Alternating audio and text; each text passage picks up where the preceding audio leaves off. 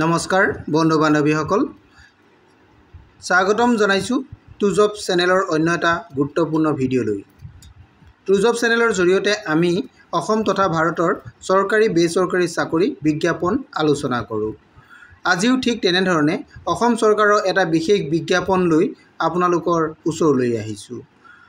বিজ্ঞাপনটোৰ সবিশেষ বিতংকৈ জানিবলৈ ভিডিঅ'টো শেষলৈকে চাব। বন্ধু বান্ধৱীসকল, আপুনি যদি আমাৰ চেনেলৰ প্ৰথমবাৰলৈ আহিছে তেন্তে চেনেলটো ছাবস্ক্ৰাইব কৰি দিব। বন্ধু বান্ধৱীসকল, আহক ভিডিঅ'টো আৰম্ভ। আজি মই অসম লোকসেৱা আয়োগৰ ফালৰ পৰা প্ৰকাশিত এটা বিজ্ঞাপন লৈ আপোনালোকৰ ওচৰলৈ আহিছোঁ। আপোনালোকে বিজ্ঞাপনটো সবিশেষ জানিবৰ কাৰণে ভিডিঅ'টো শেষলৈকে চাব। বন্ধু বান্ধৱীসকল, অসম লোকসেৱা আয়োগৰ পৰা যিটো বিজ্ঞাপন প্ৰকাশ কৰিছে, এই বিজ্ঞাপনটোত অসম ছেক্ৰেটেৰিয়েট অৰ্থাৎ অসম সচিবালয়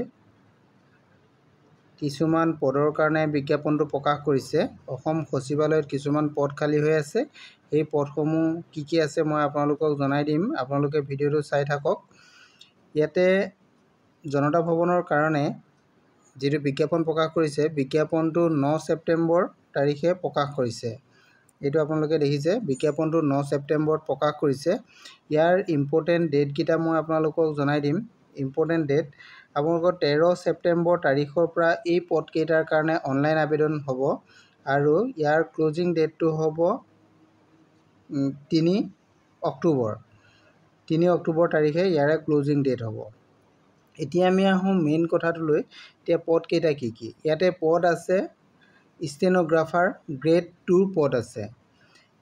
পদকেইটা যিহেতু জনতা ভৱনত, আপোনালোকে এইটো দেখিছে name of the post stenographer grade 2 Assam secretariat Janata Bhawan under general administrator ডিপাৰ্টমেণ্টত।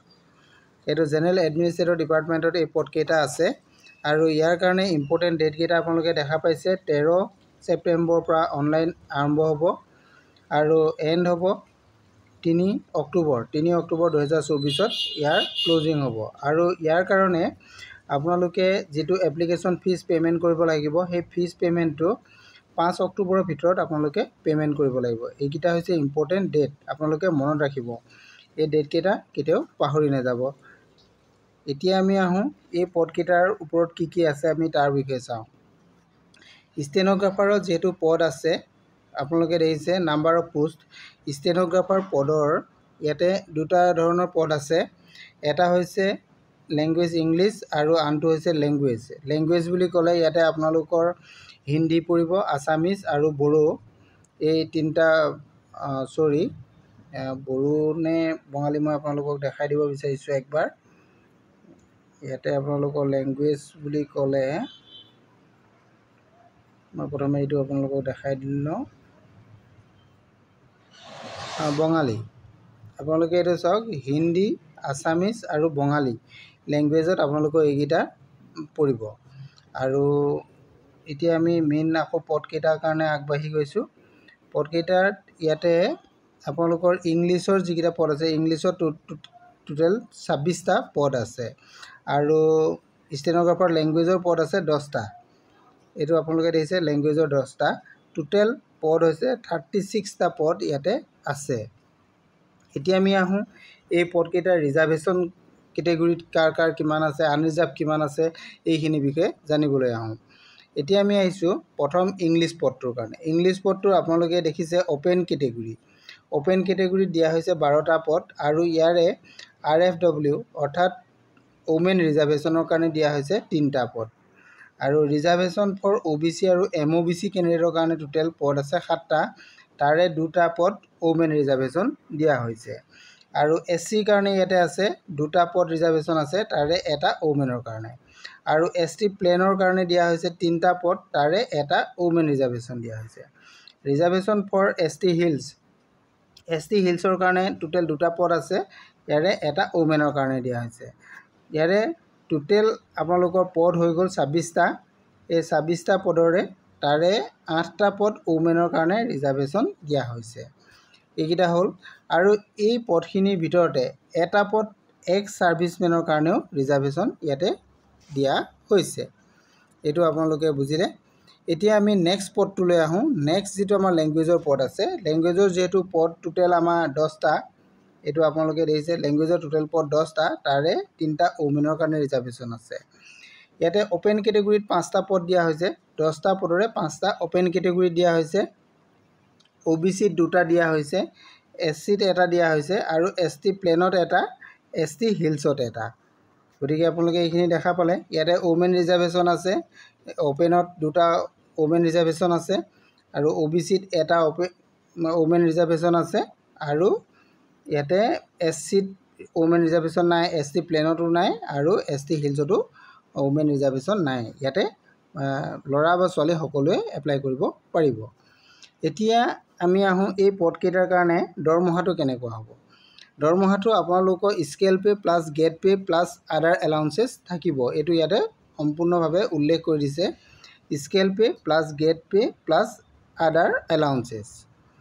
আপোনালোকৰ ইয়াতে স্কেল পেটো মই কৈ দিছোঁ। এইটো চাওক, স্কেল পেটো আপোনালোকৰ 22,000 টকাৰ পৰা 97,000লৈকে স্কেল পেটো হ'ব আৰু গ্ৰেড পেটো আপোনালোকৰ 9,400 টকা হ'ব আৰু ইয়াতে পে বেণ্ডটো 3 পে বেণ্ড হ'ব। এইখিনি আপোনালোকে বুজি পালে পে'মেণ্টৰ কথাটো। এতিয়া আমি আহোঁ ইয়াৰ কাৰণে শিক্ষাগত অৰ্হতা আপোনালোকৰ কি কি প্ৰয়োজন হ'ব। ইয়াতে শিক্ষাগত অৰ্হতা বুলি ক'লে ডিগ্ৰী আপোনালোকৰ প্ৰয়োজন হ'ব বুলি কৈছে। ডিগ্ৰী পাছ হ'ব লাগিব, অৰ্থাৎ আপোনালোকে BA হওক, BSc হওক বা BCom যিকোনো ৰিকগনাইজ ইউনিভাৰ্চিটিৰ পৰা যদি আপোনালোকে পাছ কৰিছে তেনেহ'লে আপোনালোকে এই পদৰ কাৰণে এপ্লাই কৰিব পাৰিব। যদি ষ্টেন'গ্ৰাফাৰ আছে, ষ্টেন'গ্ৰাফাৰত যদি আপোনালোকে ডিগ্ৰী লৈছে তেনেহ'লে আপোনালোকে এই পদৰ কাৰণে এপ্লাই কৰিব পাৰিব। আৰু ইয়াৰ ডিটেইলছ আপোনালোকে ইয়াতে অপশ্যনটো লিখিছে, further details in mode of selection. বাকী ডিটেইলছখিনি আপোনালোকে যেতিয়া ইয়াত চিলেকশ্যন হ'ব তাৰপিছতহে জানিব পাৰিব। এইখিনি কথা ইয়াতে উল্লেখ কৰিছে। আপোনালোকৰ ষ্টেন'গ্ৰাফাৰত ডিগ্ৰী থাকিলে আপোনালোকে এই পদৰ কাৰণে এপ্লাই কৰিব পাৰিব ৰিকগনাইজ ইউনিভাৰ্চিটিৰ পৰা বা আদাৰ ইকুইভেলেণ্ট এক্সামিনেশ্যনত যদি আপোনালোকে পাছ কৰিছে তেতিয়াহ'লেও এই পদৰ কাৰণে এপ্লাই কৰিব পাৰিব। এইটো হৈছে শিক্ষাগত অৰ্হতাকেইটা। ইয়াৰ পিছত আমি আহোঁ এজৰ কথালৈ। বয়স, যিহেতু আমাৰ ইয়াতে বয়সৰ সীমাৰ কথা উল্লেখ আছে, বয়সটো 21 বছৰৰ পৰা 38 বছৰৰ ভিতৰত যদি হয় তেনেহ'লে আপোনালোকে এপ্লাই কৰিব পাৰিব 1/1/2024লৈকে। 1/1/2024লৈকে যদি আপোনালোকৰ 21ৰ পৰা 38 বছৰৰ ভিতৰত বয়সটো আছে তেনেহ'লে আপোনালোকে এপ্লাই কৰিব পাৰিব। আৰু ইয়াতে কেটেগৰী ৱাইজত আপোনালোকে আপাৰ এজৰ ৰিলেক্সেশ্যন পাব। ইয়াতে আপোনালোকৰ SC, ST বা ST হিলছৰ কাৰণে 5 বছৰ আপাৰ এজৰ ৰিলেক্সেশ্যন দিয়া হৈছে, অৰ্থাৎ তেওঁলোকে 43 ইয়েৰ্ছলৈকে এপ্লাই কৰিব পাৰিব। আৰু যিসকল OBC আৰু MOBC কেণ্ডিডেট আছে তেওঁলোকে 3 বছৰ ৰিলেক্সেশ্যন পাব, অৰ্থাৎ তেওঁলোকে 41 ইয়েৰ্ছলৈকে এপ্লাই কৰিব পাৰিব। এইখিনি কথা আছে। আৰু যিসকল PWBD কেণ্ডিডেট আছে তেওঁলোকে 10 বছৰ ৰিলেক্সেশ্যন পাব, তেওঁলোকে 10 বছৰ ইয়াতে ৰিলেক্সেশ্যন পাব। আৰু যিসকল এক্স ছাৰ্ভিচমেন আছে তেওঁলোকেও পাব। এইখিনি কথা আছে। তেওঁলোক যদি এক্স ছাৰ্ভিচমেন যদি SC ST হয় তেতিয়াও তেওঁলোকে ৰিলেক্সেশ্যন পাব। এইখিনি সবিশেষ কথা ইয়াতে উল্লেখ কৰা আছে। আপোনালোকে এইখিনি বিজ্ঞাপনটো ডাউনলোড কৰি লৈ সবিশেষ চাব পাৰিব। বিজ্ঞাপনটো আপোনালোকে ক'ত পাব মই এইখিনি কথাও আপোনালোকক জনাই দিম। এইখিনি আপোনালোকে ভিডিঅ'টো চাই থাকক, তেতিয়া জানিব পাৰিব।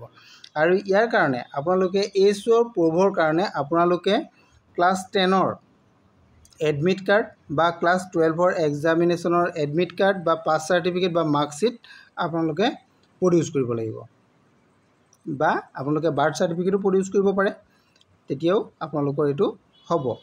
এইখিনি কথা হ'ল। ইয়াৰ পিছত আমি আহোঁ এপ্লিকেশ্যন ফিজৰ কাৰণে। আপোনালোকে যিহেতু এই পৰীক্ষাটো দিবৰ কাৰণে এটা এপ্লিকেশ্যন ফিজ পে'মেণ্ট কৰিব লাগিব, গতিকে ফিজটো আপোনালোকে কিমান কি পে'মেণ্ট কৰিব লাগিব এইটো চাওঁ। যিসকল জেনেৰেল কেণ্ডিডেট হয় তেওঁলোকে ইয়াতে পে'মেণ্ট কৰিব লাগিব 279.20 ৰুপিজ তেওঁলোকে পে'মেণ্ট কৰিব লাগিব। আৰু যিসকল SC ST OBC MOBC including x servicemen candidate যদি আছে তেওঁলোকে 197.20 ৰুপিজ পে'মেণ্ট কৰিব লাগিব। আৰু যিসকল BPL হোল্ডাৰ আছে, BPL কেণ্ডিডেট আছে তেওঁলোকে 47.20 পে'মেণ্ট কৰিব লাগিব আৰু যিসকল PWBD candidate including x servicemen যদি আছে তেনেহ'লে তেওঁলোকে 47.20 ৰুপিজ পে'মেণ্ট কৰিব লাগিব। এইকেইটা ফিজৰ কথা। আপোনালোকে ফিজকেইটা যিহেতু অনলাইন পে'মেণ্ট কৰিব লাগিব, কেনেধৰণে পে'মেণ্ট কৰিব লাগিব এইখিনি কথাও মই আপোনালোকক ভিডিঅ' শেষলৈ জনাই দিম। আপোনালোকে ভিডিঅ'টো শেষলৈকে চাই থাকক। এতিয়া আমি আহোঁ ইয়াৰ যিটো পদ, এই পদটোৰ কাৰণে আপোনালোকে ক'ত যাব লাগিব, ইয়াৰ কাৰণে আপোনালোকে কেনেধৰণে এপ্লাই কৰিব এইখিনি কথা মই জনাওঁ। ইয়াৰ কাৰণে আপোনালোকে যাবলৈ হ'লে ইয়াৰ যিটো APSCৰ যিটো অফিচিয়েল ৱেবছাইট, APSCৰ যিটো অফিচিয়েল ৱেবছাইট, আপোনালোকে সেই অফিচিয়েল ৱেবছাইটত যাব লাগিব। অফিচিয়েল ৱেবছাইটটো মই আপোনালোকক জনাই দিছোঁ, এইটো apscrecruitment.in এই ৱেবছাইটত যাব। তাত গৈ আপোনালোকে প্ৰথমতে ৰেজিষ্ট্ৰেশ্যন কৰিব লাগিব। যদি কোনোবাই